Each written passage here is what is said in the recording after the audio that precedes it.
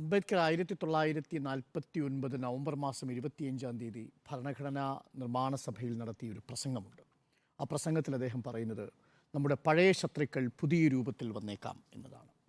അവർ വിവിധ രാഷ്ട്രീയ പാർട്ടികളായി ജാതിയുടെയും മതത്തിൻ്റെയും ഒക്കെ അടിസ്ഥാനത്തിൽ രൂപീകരിക്കപ്പെട്ടവരാണ്. അവർ തമ്മിൽ രാഷ്ട്രീയ പോരാട്ടങ്ങളുണ്ടാകും. പക്ഷേ യഥാർത്ഥത്തിലുള്ള പ്രശ്നം അവർ വിശ്വാസത്തെ രാഷ്ട്രത്തിന് മുകളിൽ പ്രതിഷ്ഠിക്കുമോ അതല്ല രാഷ്ട്രത്തെ അവരുടെ വിശ്വാസത്തിന് മുകളിൽ പ്രതിഷ്ഠിക്കുമോ എന്നുള്ളതാണ്. ഒരു കാര്യം വ്യക്തമായി പറയാം എന്ന് പറഞ്ഞ് അംബേദ്കർ പറയുന്നത് അവരുടെ വിശ്വാസമാണ് രാഷ്ട്രത്തിന് മുകളിൽ പ്രതിഷ്ഠിക്കുന്നതെങ്കിൽ തീർച്ചയായും നമുക്ക് സ്വാതന്ത്ര്യം നഷ്ടപ്പെടും എന്ന് തന്നെയാണ്. ഇന്ന് യഥാർത്ഥത്തിൽ സംഭവിച്ചിരിക്കുന്നത് നാഷണൽ കോൺഷ്യസ് ആണ് ശ്രീരാമൻ എന്ന് പറയുന്നതിലൂടെ പ്രധാനമന്ത്രി രാഷ്ട്രത്തിന് മുകളിൽ വിശ്വാസത്തെ പ്രതിഷ്ഠിച്ചിരിക്കുന്ന ഒരു സാഹചര്യമാണ്. അപ്പോൾ പുതിയ കാലചക്രത്തിൻ്റെ ഉദയമോ എന്ന് ചോദിച്ചാൽ തീർച്ചയായും അതൊരു പുതിയ കാലചക്രത്തിൻ്റെ ഉദയമാണ്. ആ കാലചക്രത്തിൻ്റെ ഉദയത്തിൻ്റെ പ്രത്യേകത മതവും രാഷ്ട്രവും തമ്മിലുള്ള അതിർവരമ്പ് അപ്രത്യക്ഷമാവുകയും ഹിന്ദുത്വ രാഷ്ട്രം അതിൻ്റെ പ്രതിഷ്ഠ നിർവഹിച്ചിരിക്കുകയും ചെയ്തിരിക്കുന്നു എന്നതാണ്. മതേതരത്വത്തെക്കുറിച്ച് ഇന്ത്യയിലെ മതേതരത്വത്തെക്കുറിച്ച് പഠിച്ച രാജീവ് ഭാർഗവ പറയുന്ന രസകരമായൊരു നിരീക്ഷണമുണ്ട്. ഇത് അമേരിക്കയുടേതോ ഫ്രാൻസിൻ്റെയോ പോലെയുള്ള മതേതരത്വമല്ല നമ്മുടേത്. പൂർണ്ണമായും മതവും രാഷ്ട്രീയവും തമ്മിൽ വേർപെട്ട് നിൽക്കുന്ന ഒന്നല്ല. അത് തത്വാധിഷ്ഠിതമായ അകലം സൂക്ഷിക്കുന്നു രാഷ്ട്രം. എവിടെ നിന്ന്? മതത്തിൽ നിന്ന്, മതാചാരങ്ങളിൽ നിന്ന്. എന്താണ് ഈ തത്വാചാരം? വ്യക്തിയുടെ അവകാശത്തെ ഹനിക്കുന്ന ഘട്ടങ്ങളിൽ മാത്രമേ മതത്തിൻ്റെ കാര്യത്തിൽ രാഷ്ട്രം ഇടപെടുകയുള്ളൂ. നമ്മുടെ മുന്നിൽ ഒട്ടനേകം സാഹചര്യങ്ങളുണ്ട്. അയിത്തം അവസാനിപ്പിക്കാൻ മതപരമായ ചടങ്ങുകളിൽ ഇടപെടുന്നത്, ക്ഷേത്രപ്രവേശനത്തിൽ സ്റ്റേറ്റ് ഇടപെടുന്നത്, വ്യക്തിയുടെ അന്തസ്സിനെ ഹനിക്കുന്ന ഘട്ടത്തിലെല്ലാം മതത്തിൻ്റെ കാര്യങ്ങളിൽ ഇടപെട്ടുകൊണ്ടിരുന്ന സ്റ്റേറ്റാണ് ഇന്നിപ്പോൾ അത്തരമൊരു തത്വാധിഷ്ഠിതമായ അകലം എന്നുള്ളത് മറന്ന് ഒരു പുതിയ തത്വം തന്നെ ക്രിയേറ്റ് ചെയ്തിരിക്കുന്നത്. മതം ആ രാഷ്ട്രത്തിന് മുകളിൽ പ്രതിഷ്ഠിക്കുന്ന സാഹചര്യമായി മാറുന്നത്. ഇതാണ് മതേതരത്വത്തെ ദുർബലപ്പെടുത്തുന്ന നിലപാട് എന്നുള്ളത്.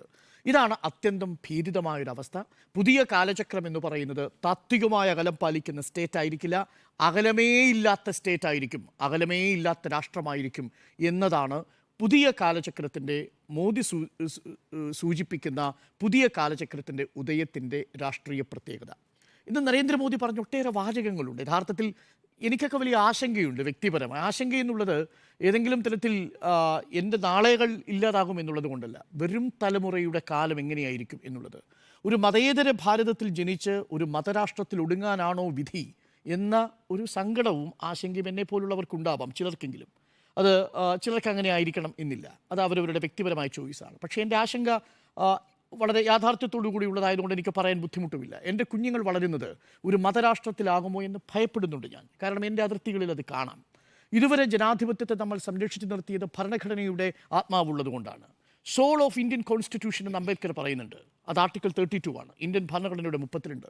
ഇന്ന് പ്രസിഡന്റ് പറയുന്നുണ്ട് അചേതനമായ ഒരു ചോദനയുടെ ആവിഷ്കാരമാണ് അവിടെ നടന്നത്, സോളാണ് അവിടെ പ്രതിഷ്ഠിക്കപ്പെട്ടത് എന്ന്. പ്രധാനമന്ത്രി പറയുന്നുണ്ട് നാഷണൽ കോൺഷ്യസ് ആണെന്ന്. ഇന്ത്യക്ക് അങ്ങനെ ഒരു കോൺഷ്യസ് ഉണ്ടെങ്കിൽ ഒരൊറ്റ കോൺഷ്യസേ ഉള്ളൂ, അത് ഭരണഘടനയുടെ കോൺഷ്യസ് ആണ്.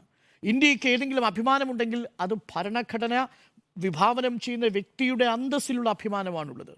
ഇന്ത്യക്ക് ഏതെങ്കിലും തരത്തിലുള്ള മതമുണ്ടെങ്കിൽ അത് മതവൈവിധ്യങ്ങളെ സംരക്ഷിക്കുന്ന മതേതരത്വം എന്ന് പറയുന്ന ആശയത്തിനാണ് പ്രാധാന്യമുള്ളത്. അപ്പോൾ അതിനെയൊക്കെ മറികടക്കാൻ പോകുന്നൊരു കാലമായി മാറുന്നു.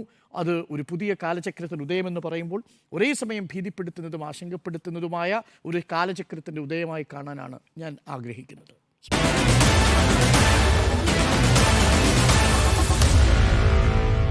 Meet the editors.